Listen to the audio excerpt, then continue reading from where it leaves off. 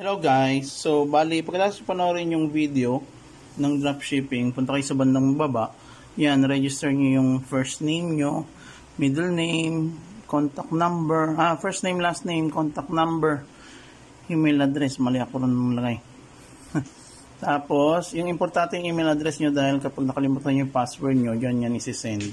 As ngayon nag-register kayo, magsisend din yan ng email sa inyo. So, create kayo ng username na kakaiba at matatandaan nyo palagi para magamitin yung pag-login. Tapos, yan. Create kayong password, confirm password. Tapos, yung registration code, i-copy-paste nyo lang po dyan. Then, yan.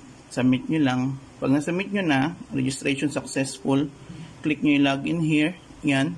Lagyan nyo yung username na ginamit nyo.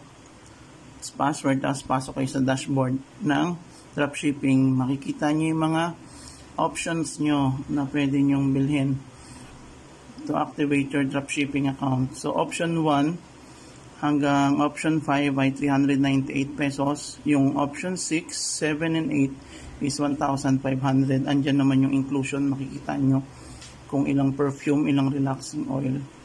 Yan, pinili niya ay option 3. Option 3, 3 sabon. So, kailangan yung specifically piliin kung ano yung sabon yung 3 yon. Yan, pinili niya charcoal soap, collagen, tapos charcoal soap ulit. Pwede kayong umulit. Tapos, pag okay na kayo, i-confirm niyo yung products para itago na yan. Tapos, nasaan kayo? Are you in Metro Manila? Kung no, click nyo no. O, dito ako sa La Union. Anong barangay? Barangay Purok. Tapos, kapag na-kompleto nyo na, lagay nyo yung complete address. Yan, 123 Sampaguita Street. Tapos, ano landmark? May 7-Eleven sa kanto. Yan.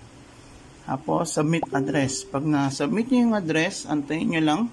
Magpa-process yan si system. Tapos, click nyo yung deliver to this address. Pag-click yung deliver to this address, pagpa-process uli siya. Tapos, ayan, ipapakita na niya yung GCash number na pagpapadalaan nyo ng inyong payment. So, no, ayan, mag-transact kayo sa GCash, send nyo dyan. Tapos, pag okay na yung screenshot ng GCash, supposedly screenshot to ng GCash pero mag-upload lang ako ng any photo. Yun po yung i-click nyo. I-upload nyo yung proof of payment nyo. Tapos, pagkatapos na huwag nyo kalimutan, i-click yung nasa ibaba. Yung submit purchase.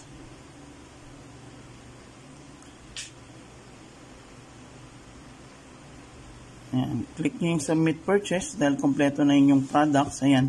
Nasa ilalim ang thank you. Please wait for admin confirmation within 24 hours or earlier. Yan, maraming salamat.